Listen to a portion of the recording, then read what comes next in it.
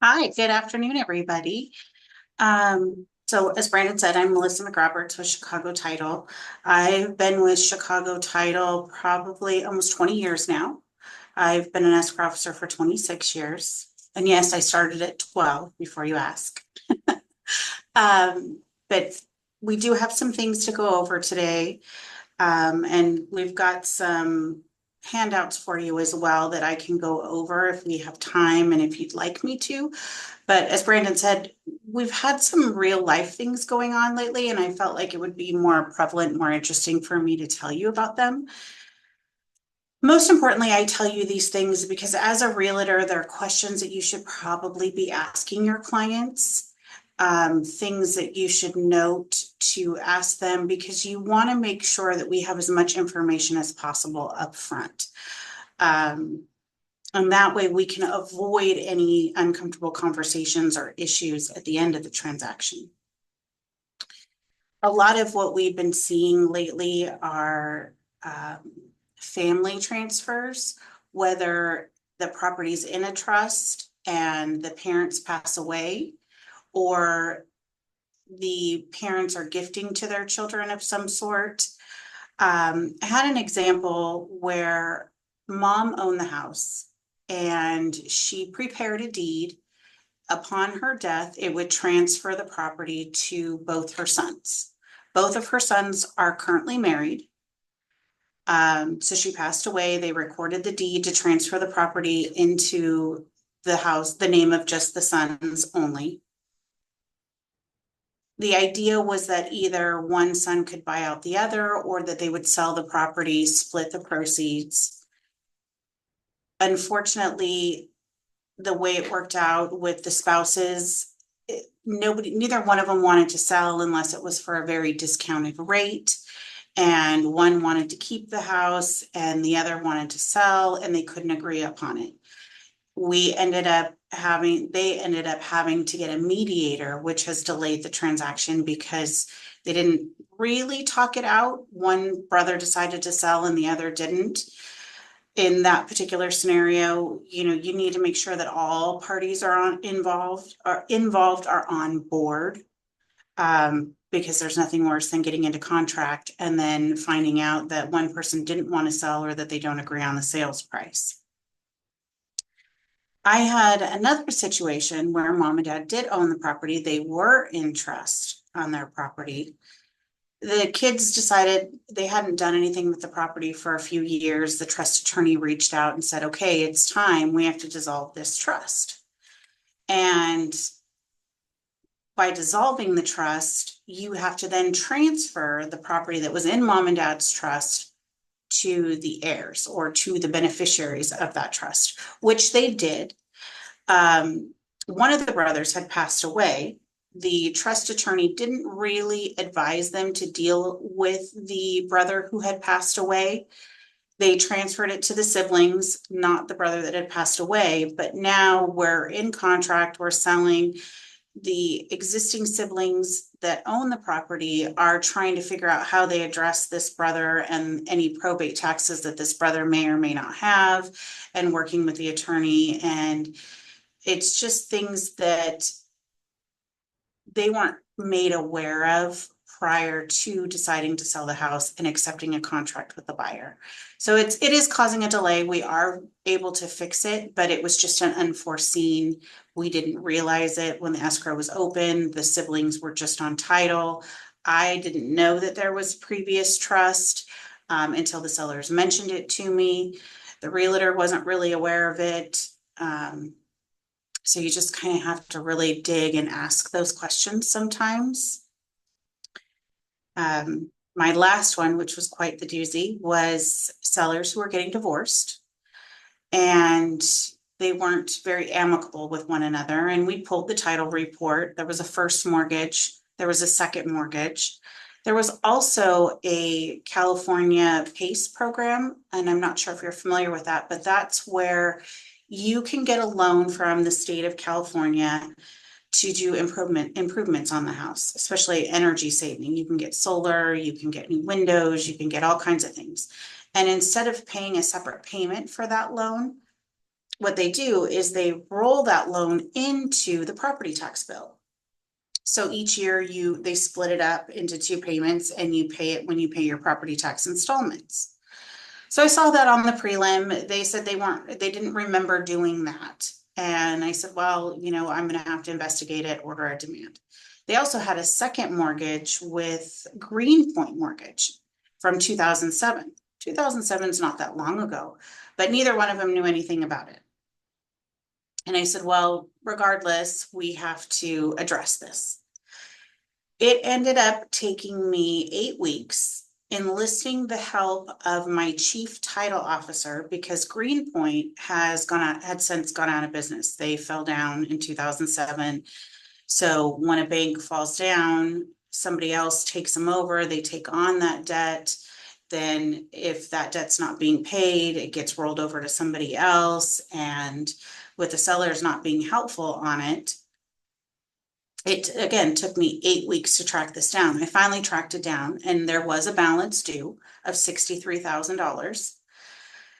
So long story short, they've got this extra grant, this extra deed of 63,000. They've got this PACE loan through their property taxes, which needs to be paid off. That's another $13,000.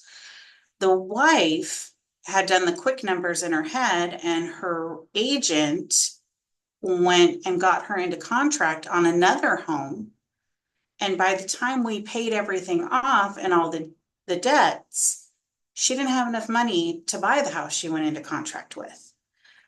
I'm assuming she figured it out. I, of course, didn't hear how that ended up by the end of my transaction, but there were a lot of tears at the table. There was a lot of stress.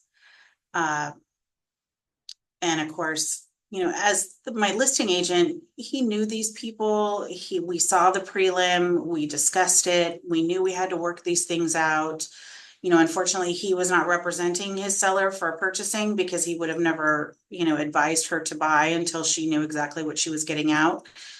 But these are kind of the things that we're seeing, the life event transactions. And, especially in divorce cases, it's very sensitive. It's hard to navigate both sides, and be calm with it. But if the more information we can get from the clients, the more it helps to set me up to have a successful transaction. So I'm not scrambling at the last minute to try to find some of these things and track these things down. On point or on topic with that PACE loan, we just came across another type of loan that comes from the state of California. And it's again for home improvements, specifically energy saving loans. It was called the California Renew Financial Department. And it almost on our title report looked like a tax lien. It didn't necessarily look like a deed of trust or a loan per se. But once we got the information, we contacted them, we had to order a demand. It does take a little bit to get the demand. It was a full-on loan. The sellers were not actually making payments on this loan, but it was a lien secured on the property so that when the property did sell, that the state of California got paid off. And these loans are probably fairly new, probably in the last 6-7 years. So again, maybe the question would be to ask your sellers if they've done any home improvement loans before, because I think a lot of owners don't realize when they get these home improvement loans, or even solar loans for that matter, there are liens that attach to the property. And they do affect the amount of the proceeds that you're going to get, and it affects your bottom line. And I just, even with home equity lines of credit, I find I have my sellers saying, oh, we have to pay that off because I wanted to use it for my next house. And we have to remind them that yes, anything that's attached to this property has to be cleared before we can then transfer ownership to the new buyer.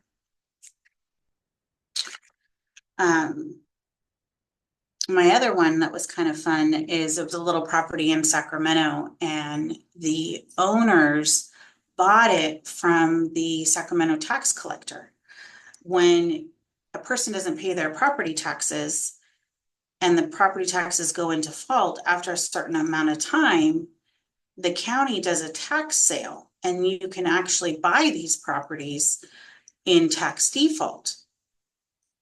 And I personally had never done a transaction like this before. We got the title report. The title report still showed the previous owners. It showed that they were in tax default. And so I reached out to my title officer. I said, okay, well, they bought this from the county for the tax sale. What do I need to do in order for our title report to show that these are the current owners? I ended up having to have the seller request the full file from the tax sale so that we could review all the documents, make sure that everything was clear, make sure that we could even insure it and proceed with the transaction. And we did. We were able to proceed with the transaction, but unlike a foreclosure where it forecloses with the bank, a tax sale, the new owner now inherits all of the liens that are on the property. So any tax liens, any mortgages, anything like that. And at the end of the day, with the liens that were on the property, one was a seller carryback, and the two owners before had lent the owner money, not money, but gave him money from the sale to buy the property. And he was never paid. So at the end of the day, we couldn't close this transaction, not because we couldn't insure it, but because it didn't make sense for the sellers. They would actually have to come in with money to sell this property. And again, that's kind of a due diligence. It was more of like an interesting story. I also, in that same kind of concept, I had an interesting file in the sense that it was in Oakland, Alameda County, and this woman was selling her home. Her neighbors wanted to buy the house. They couldn't qualify for a loan. So she said, hey, why don't you just take over my existing mortgage? Give me, 100,000 and you can buy the house from me. And they said, okay. Typically, the best way to do it is when a buyer wants to assume a seller's loan, is you would have to reach out to the current mortgage company.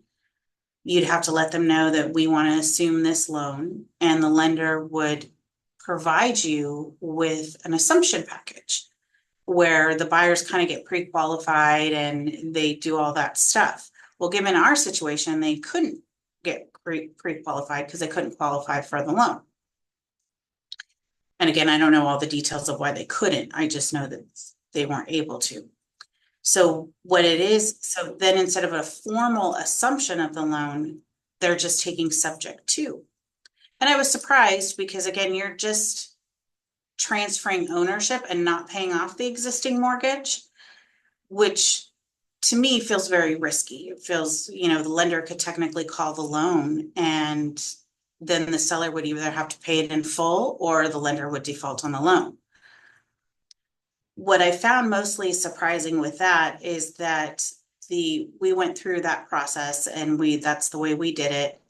The county of Alameda has very specific requirements. When we went to record, the file was actually rejected with the county a couple different times.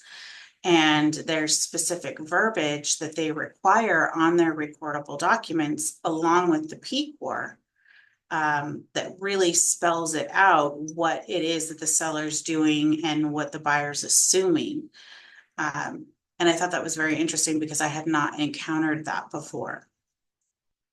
So people are getting creative out there with their different loans, and sometimes we can navigate through them up front. Others, like this last one, even title hadn't realized it until we were at that recording stage, and we were delayed a couple days, but we got it on record and it did close and everybody was happy. Mental note taken for me that I now know how to do it. Let's see. The last one, or the last seller transaction that I was going to talk about was, we had a seller that was incarcerated. And when we pulled the prelim, the owner of the property was an LLC. So it was an entity, not an actual owner. There were some liens on the prelim that we needed to take care of. When you have an entity on title, whether it be somebody's in trust or somebody has an LLC, we need the underlying documents. Underlying documents would be the actual trust document. If it's a trust, or if it's an LLC or in a corporation, then we would need the operating agreement and the articles of incorporation. We need those because we need to verify who the members are, what their capacity is, and who has the ability to sign on behalf of the paperwork that we're providing. This particular case, the owner of the LLC or the managing member was a sole owner, and he was a trust or a trustee of a trust. And again, this was something that I hadn't really encountered either, but when you're a sole owner of an LLC and you are a trustee of a trust, title will then run that individual's name. And by running that individual name, a laundry list of liens came up against this person that had to be addressed. And because he was incarcerated, they had assigned somebody to sign and act on his behalf, because clearly he was not available to be making these phone calls and digging up these documentations. At the end of the day, we were able to, some of these liens were, yes, they were attached to the individual, but they were not attached to the actual real property that we were selling. So some of them we were able to discard. Some of them we had to negotiate with. We had to get partial releases for, in order to, because again, you know, at the end of the day, we want to be able to sell this or transfer ownership to this of this property to a new buyer and give them that peace of mind that whatever the previous owners went through, it's not going to attach to them. It's not going to follow them when they go to refinance or they go to sell their home. There's not going to be a bunch of liens from the previous owner that they weren't aware of. That's the benefit of having us do our due diligence and check on it.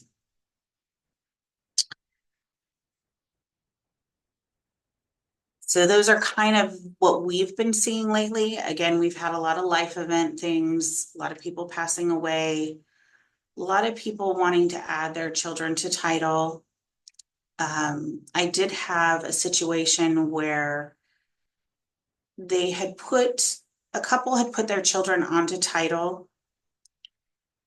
There's a specific way to do it where it doesn't affect the property taxes, but by adding and removing people, whenever you do that on title, it does potentially affect people's property tax base. And I don't think people realize that. I've had some of my mortgage brokers trying to stay relevant with their clients, wanting to add and do different things with title. And I always advise the clients to call the assessor's office. Here in Santa Clara County, our assessor is really good. And I've actually picked up the phone and called them on some things that we've had and questions, and they've been really helpful.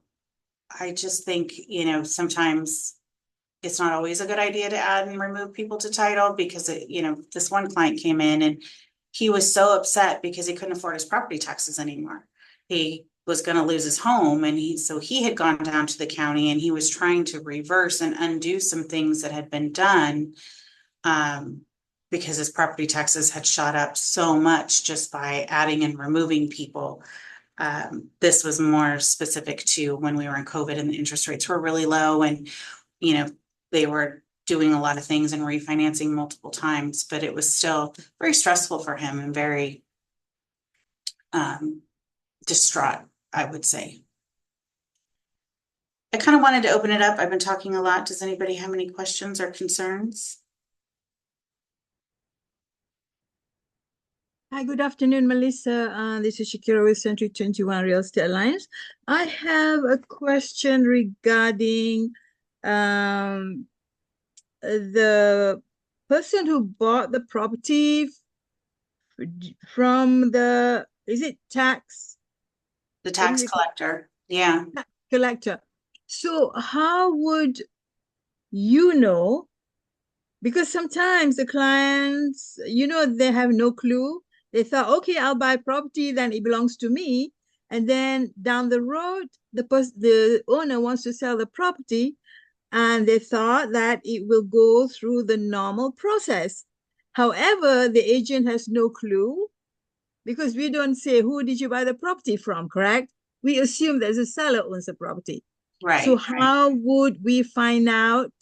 I only learned from you. How would we find out by if we don't ask the person who did you buy the property from? Because you Yeah. don't. Yeah. I guess the question I would maybe the way I would phrase it would be was, did you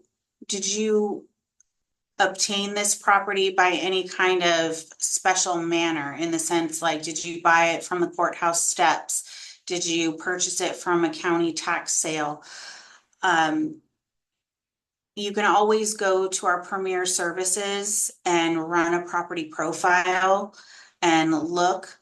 I think in this one, in the Sacramento one, when I did look at the property profile, and I pulled up the deed, it did show that it was a tax sale deed. So that was kind of my first clue. And then when the prelim came in, it showed the previous owners with a note that said, this was a tax sale and reference item number, blah, blah, on the title report. So at that point, that's when I contacted the seller and I said, okay, this is what the title report's telling me. What do you know that you can give, what information can you give me? So we will only know after we open escrow with Chicago and then receive the prelim, correct? Right, unless, if the seller mentions to you, oh, I bought this from as a foreclosure, 20 years ago, or I bought this from the county tax collector, unless they divulge that information.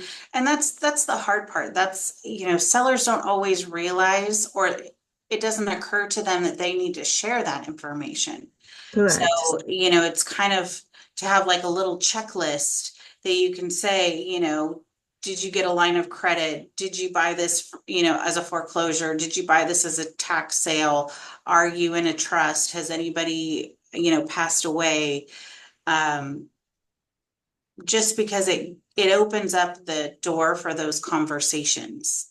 Uh, And yeah, then we can ask for all the information up front before putting on right. MLS and getting into contract. And the information will not appear on the property profile if we go on Chicago website. We can pull property profile. We Yeah. won't be able to. Okay. It should absolutely show it. And, I have clients that when they go for listing meetings, if they see that it's in a trust, that's the first thing they tell their sellers, I'm going to need a full copy of your trust. And I need to send it to my escrow officer so that she can have title review it. Um, you know, if it's just a typical trust and everybody's still alive, 99% of the time, it's fine. But, in those occasions where somebody's passed away, or maybe our seller is going to be out of town and they want to do a power of attorney. The trust, if they're entitled as a trust, within the body of the trust, it will say specifically if the trust has the authorization to use a power of attorney. So that, in that sense, it's nice that you get that from the seller first. So that way, if we need it, we have it. When we're not, again, trying to scramble to get a copy of it, make sure that we can do these things. And the same if you have a seller who is in a corporation or a limited liability company.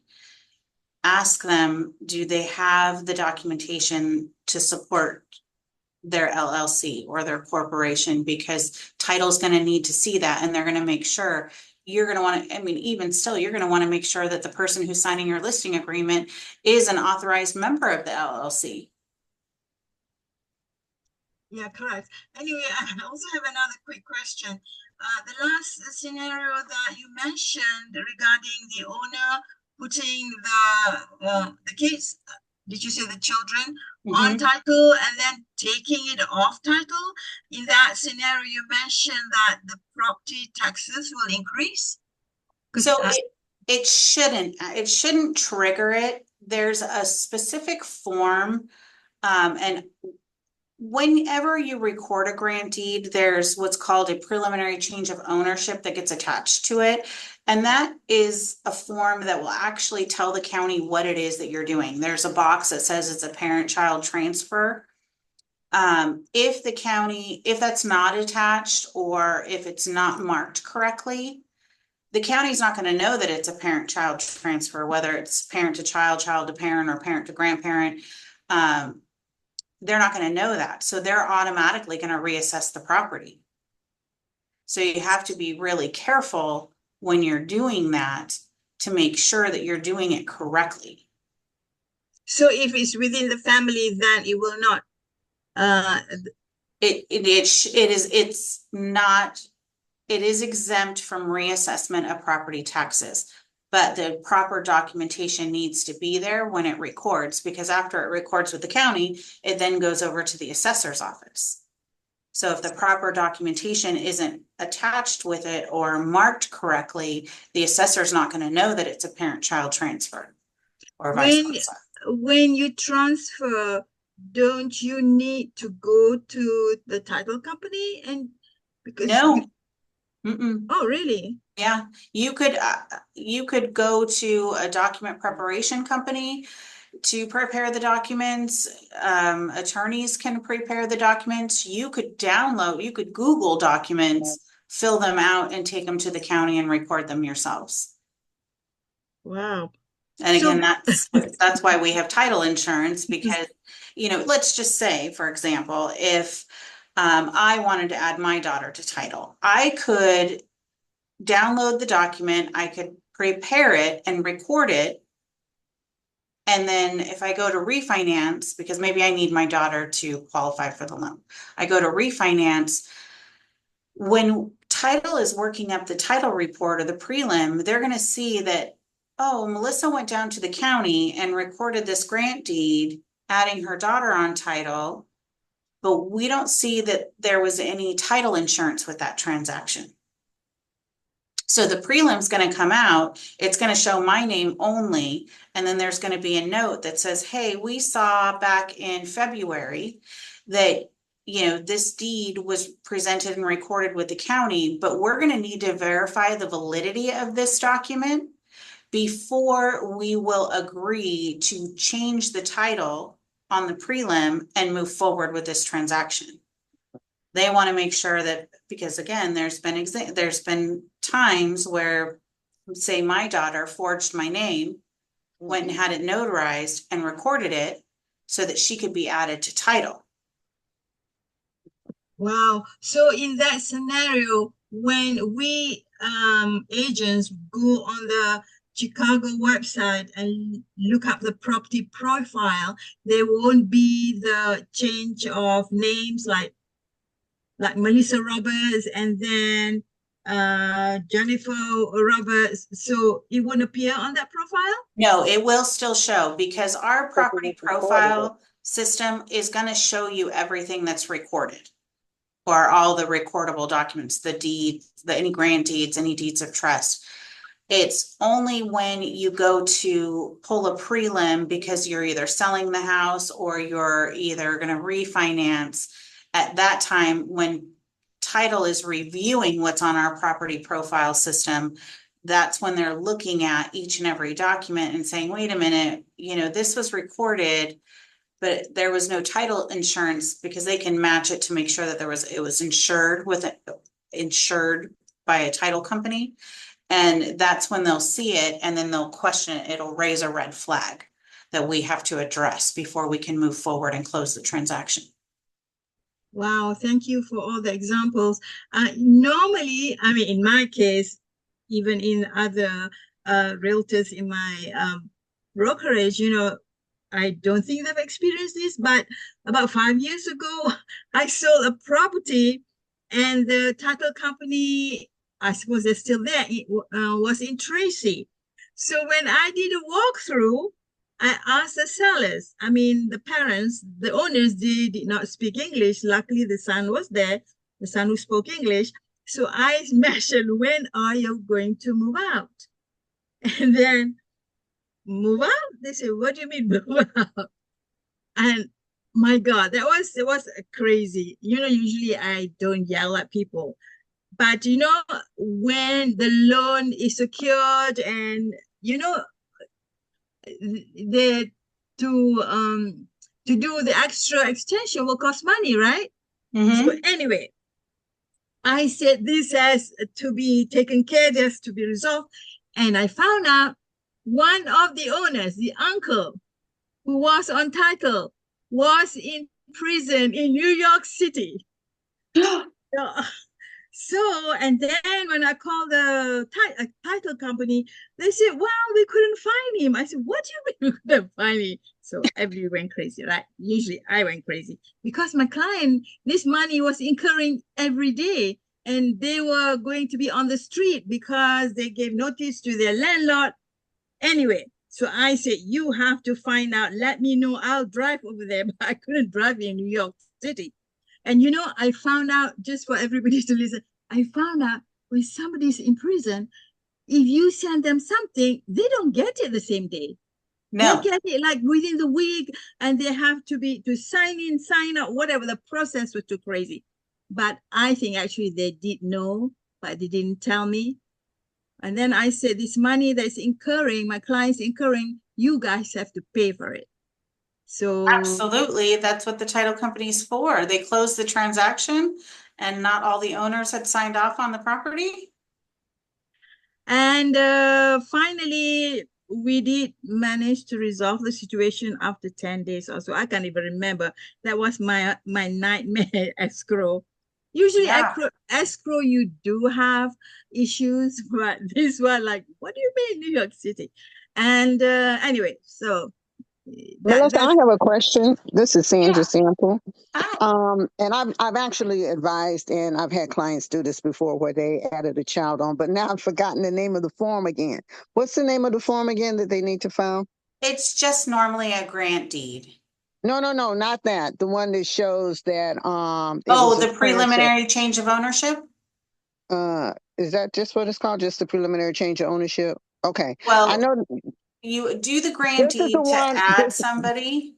this is the one where a parent adds a child and then the child, or they need to file the form with the county assessor's office so they know that was the change of ownership so the property tax doesn't increase. So you record the There's a grant name. deed and then you have the preliminary change of ownership attached to it. And there's a box that's marked parent-child Okay. transfer. And then there's actually an exclusion form that counties have. You can actually go on the individual county website. You don't record it with the document, but within it, like 6 weeks after, I always suggest calling the county and saying, hey, we recorded this deed, adding my child to title. I know that there's this form. I want to make sure, will you be sending it to me, or do I need to send it directly to you? It's called the parent-child transfer form. That's what I'm talking about. Yeah. Couldn't Yeah, remember the name of parent-child yeah, transfer form. Yeah. yeah, Thanks. of why course. don't people go through title? Does it cost a lot of money? Well, it depends. So it's not a money thing for companies like Chicago Title, Old Republic, First American. We are title insurance companies first and foremost. So we don't prepare deeds unless we're issuing title insurance. And so if there is a change that you want to make in title, what I normally tell my loan officers is that I would wait until they want to refinance, and during the refinance transaction, we can make any adjustments to title. Because then it's an insured transaction, and Chicago Title can do it if it's an insured transaction. So anyone can just get the form. I'm sorry, could you repeat where we can get the form? Actually, on our Chicago Title Premier Services app, there are blank legal documents that you can pull, like grant deeds, interspousal deeds, quitclaim deeds, power of attorneys, things like that. Perfect. Because a couple of years ago, my client wanted a power of attorney information, and I called some title company and they said, no, we don't do it. And I didn't want to give incorrect information, because if anything happens, they'll blame you, right? Right. And I do have a couple, 2 document preparation service companies. You can either email Brandon or and I can send that to you. And I know when I did inquire about it for a client, it was probably last year, I think they said it was about $300 to prepare the deed. Plus you have, the nice part about that is that they notarize it and record it with the county for you. So it's kind of a one-stop shop. And then you've got the notary fee and the recording fee to the county.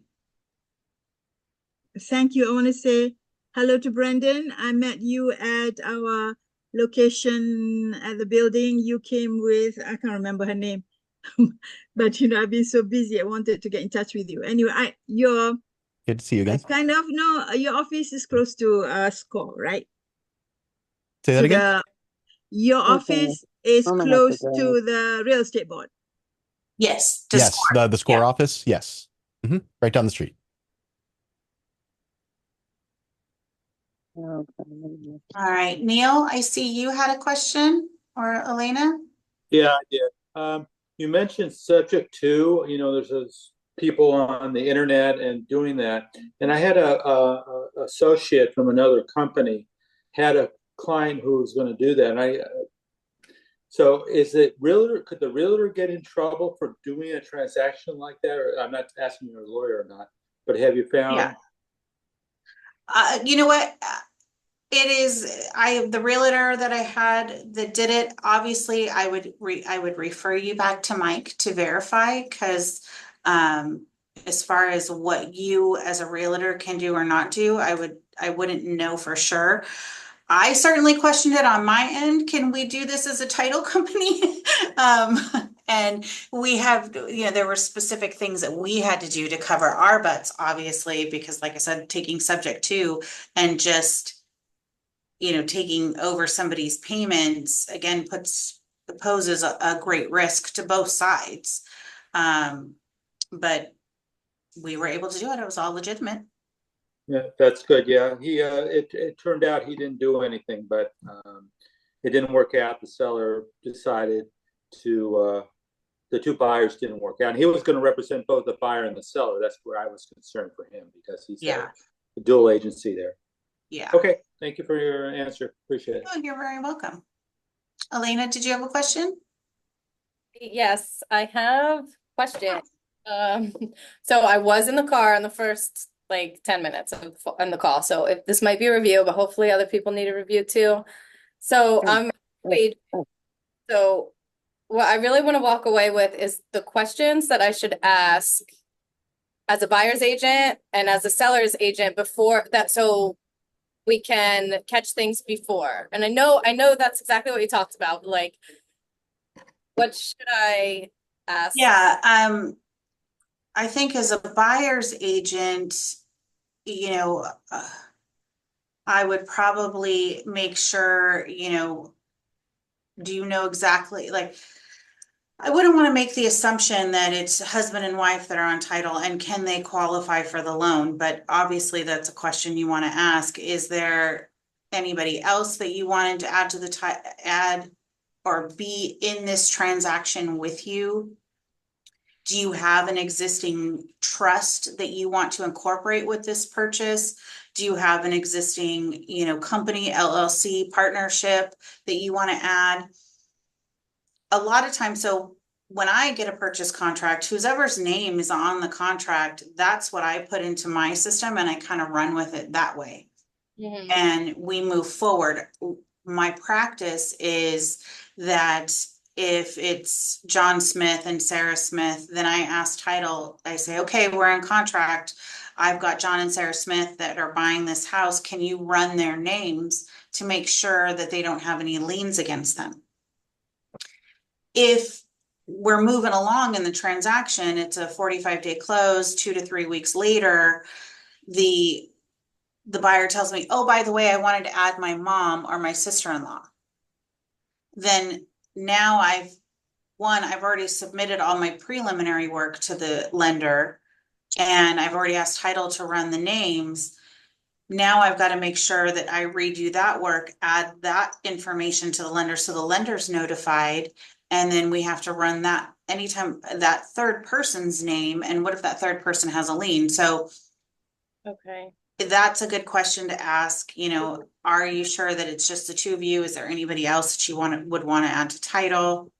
And is that something we ask right when our offer is accepted or before putting an offer? I would probably just include that in your initial consultation with the clients and then maybe remember to ask that again when you get into contract. Okay. And if they have a trust, it's really good. Again, if they say, oh, yes, we were in a trust in our previous home and we want to be in the same trust in this house, then it's like, great. Make sure you get your trust documents so that we can send those over to escrow and so that they can build the file based on that information and do it correctly. Okay. Because then we'll need to let the lender know, oh, hey, by the way, they're in a trust. Maybe the lender needs their trust documents to review as well.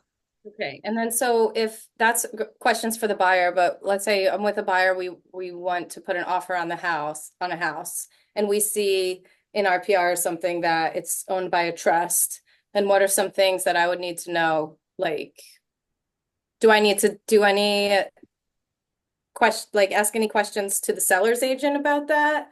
I mean, if it's in a trust, if it's in a LLC, if it's in just regular people's names, for the most part, the title report will give you, if you look in it, those first 10, 12 items like items 1 through 12, it'll say at the bottom if there's any notes for escrow that we need to double check. Most of the time, if it's in a trust, we'll require the sellers to provide their trust cert so that we can verify that yes, they are in fact the owners of the trust and they have the capacity to sign. But as a buyer's agent, I don't know that there's anything too much for you to worry about unless it's noted within the title report. And you can always call that escrow officer and say, hey, I see the title report. Can you just confirm with me that you've got everything that you need from the owners to close this escrow successfully?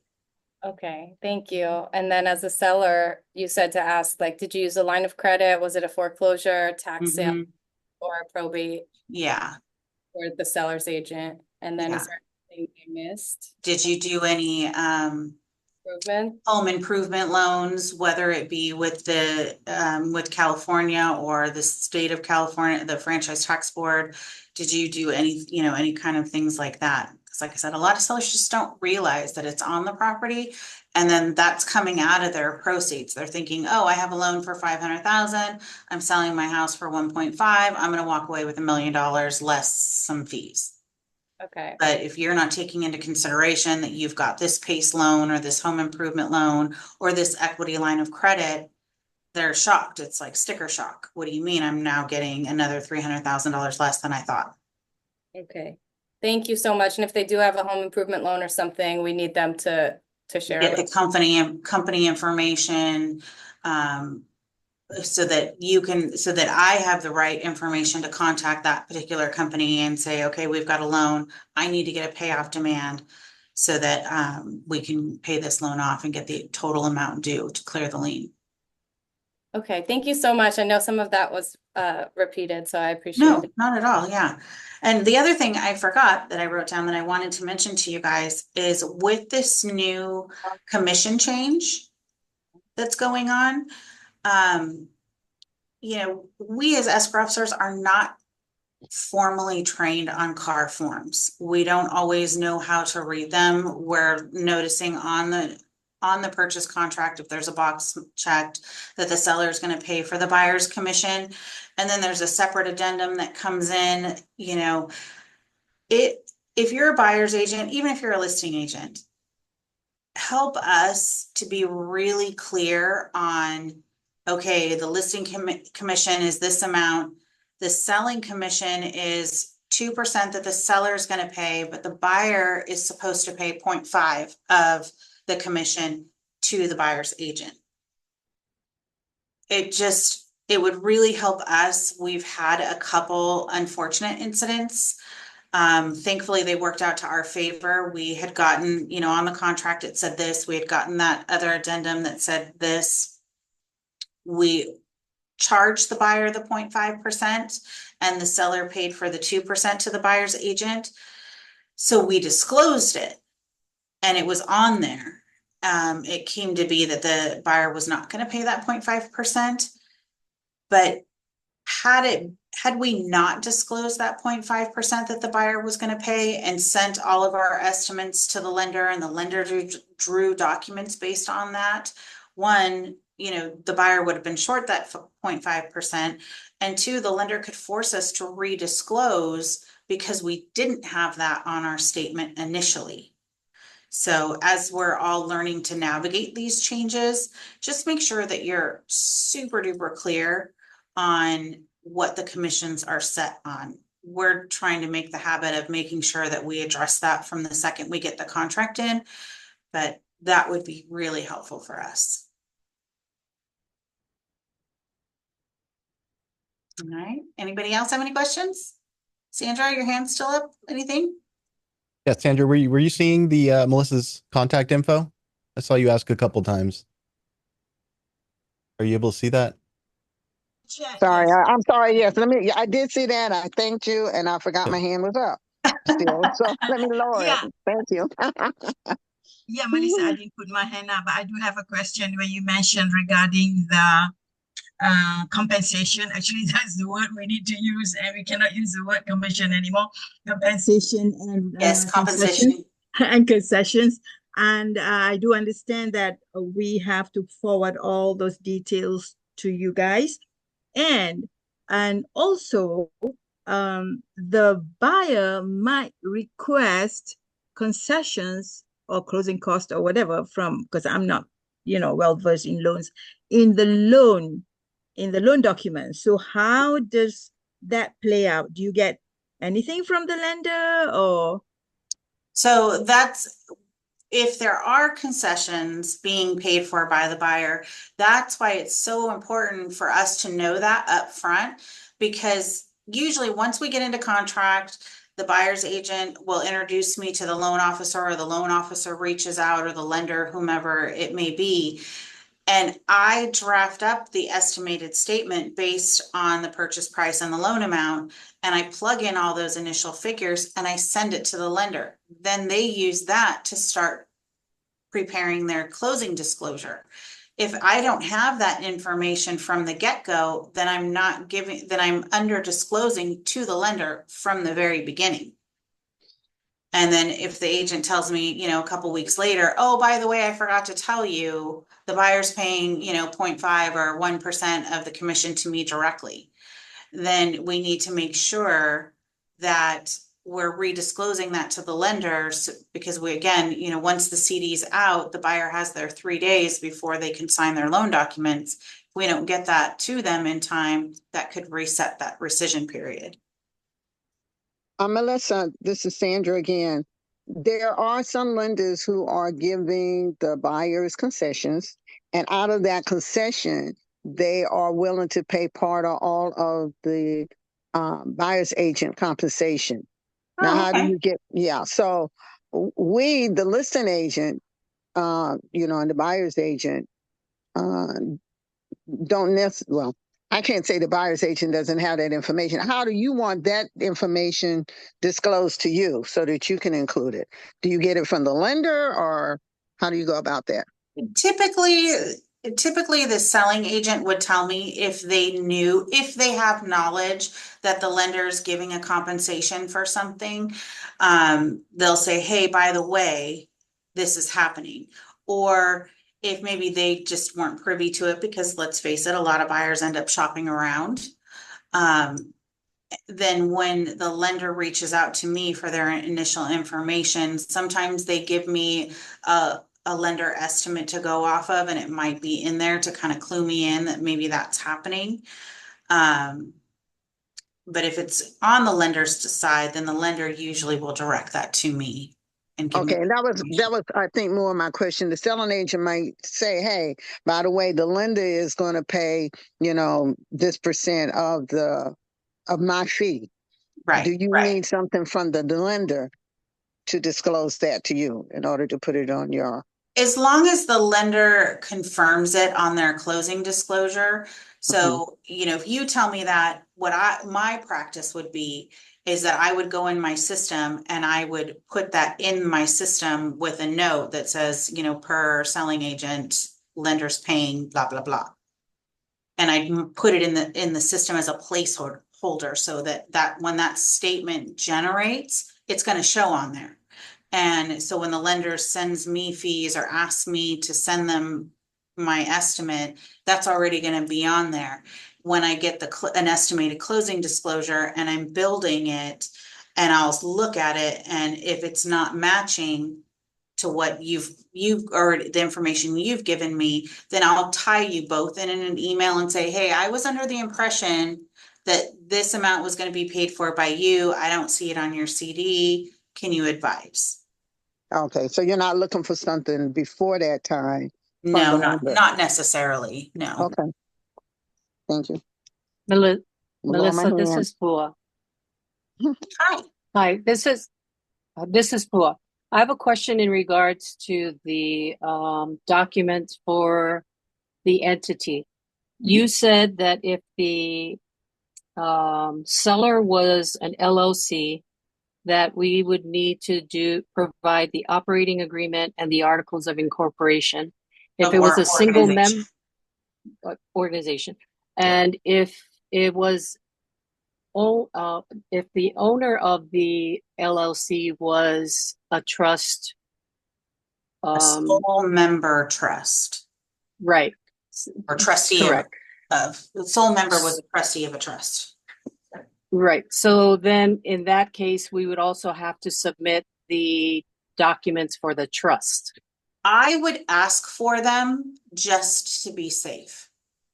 Okay. Would we also need to submit a certificate of good standings from the Secretary of State for the LLC? Yes. Okay. Any entity must be in good standing with the Secretary of State, regardless of what state it is.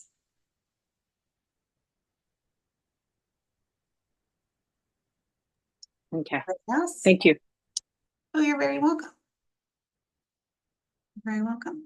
And if you end up thinking about something, our contact information is there. Email Brandon or I, give us a call. If I can't answer it, Brandon can. If Brandon can't, I can. And if neither one of us can, we'll find an answer. Thank you very much, Melissa. Knowing all this stuff, I mean, I've never come across most of the items that you mentioned, but knowing them up front will reduce the stress that we have. Yes. And that's why I wanted to share real life stories, because again, we've got our identifying red flags, and it's a good thing to have, in your desktop, in your cheat sheet folder, to just ask. And when you're looking at prelims, if you're a buyer's agent and you want to present an offer, and you look at a title report, you can kind of pull out your red flags so that you can kind of check your title report to make sure that they don't have any red flags. And again, I always recommend asking your escrow officer. I get calls all the time that says, hey, we're looking at this property, but I see this on the prelim. What does that mean? And And hopefully, I can't see why an escrow officer wouldn't help you with it. I definitely help. And if your escrow officer is not available, you can always call us and we're happy to help you as well. It's almost 1:30, but Sherry has a question in the chat. Okay.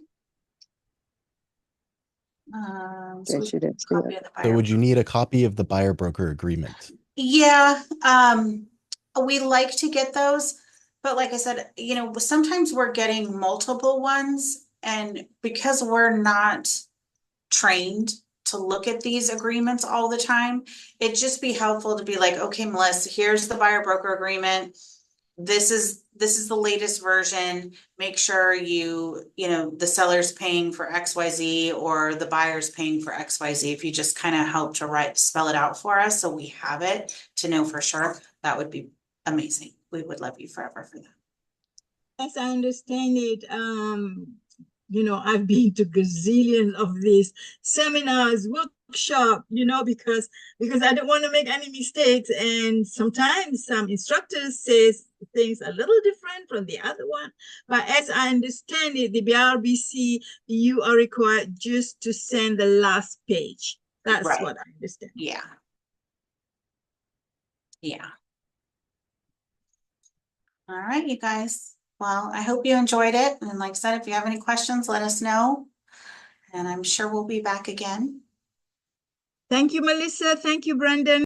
You're welcome. You're Thanks for having us. You're all very welcome. Thank you. Thank you.